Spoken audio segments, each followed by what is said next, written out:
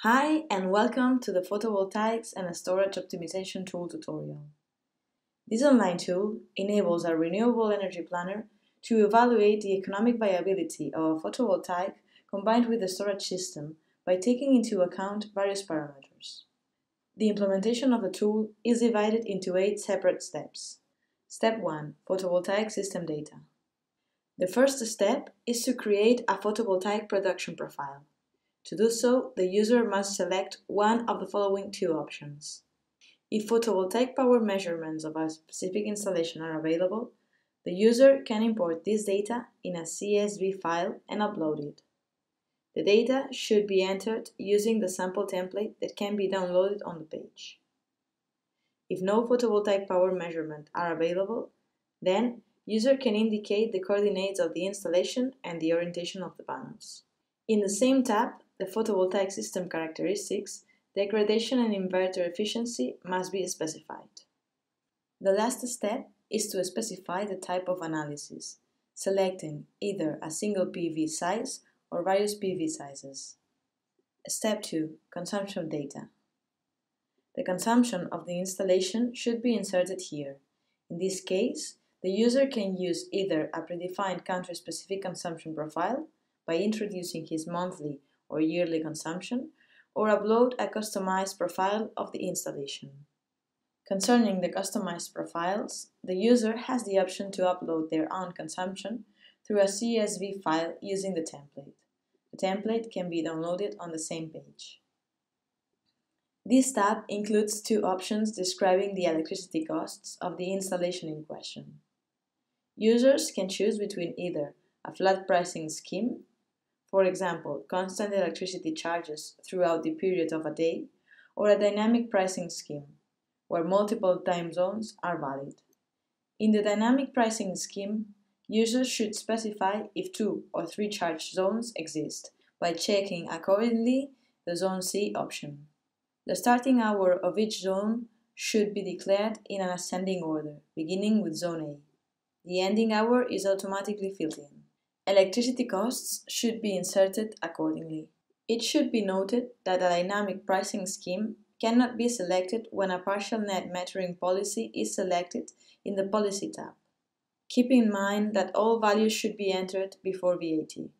Step 4. Storage system. The characteristics of the battery energy storage system are defined in this tab.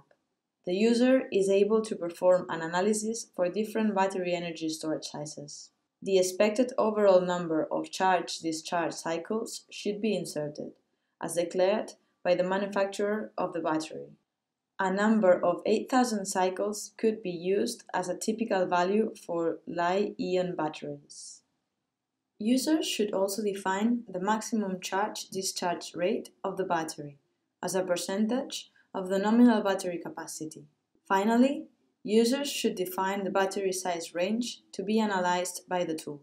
Step 5. Policy. The user is able to choose between 3 policies from the drop-down menu. The first option is pure self-consumption, where excess photovoltaic energy exported to the grid is not compensated at all. The second option is self-consumption, where excess photovoltaic energy exported to the grid is compensated at the price specified in the corresponding box farther down. The third option is available only under a flat pricing scheme. This can be chosen in the Electricity Costs tab. It refers to a partial net metering policy, where at the end of each billing period, the prosumer is charged for the net consumed energy at the production cost. Users can also enter any added cost or added income that may apply to the prosumers for operating a photovoltaic and/or storage system. Step 6. Financial. Users should define the cost of purchasing the equipment, the operation and maintenance costs of the hybrid photovoltaic and storage system, the subsidy as a percentage of the overall system cost, the discount rate, the inflation rate, and the electricity inflation rate as shown below. Step 7. Validate inputs. Once all the data have been inserted, the user must validate them by clicking on the Validate Inputs button, and a pop-up window will confirm the validity of the inputs. If not, the message will indicate where the problem exists. Once the inputs are validated, the user may close the window. Step 8. Getting the results. Once the validation of the inputs is successful and the pop-up window is closed, the Results tab is activated automatically. No results will appear yet, as the user must select Calculate to receive the analysis. Once the analysis is finished, the results will be visualized on the screen. To export the input data and the results as a PDF file, users can click on the buttons that appear on the top right-hand side of the page.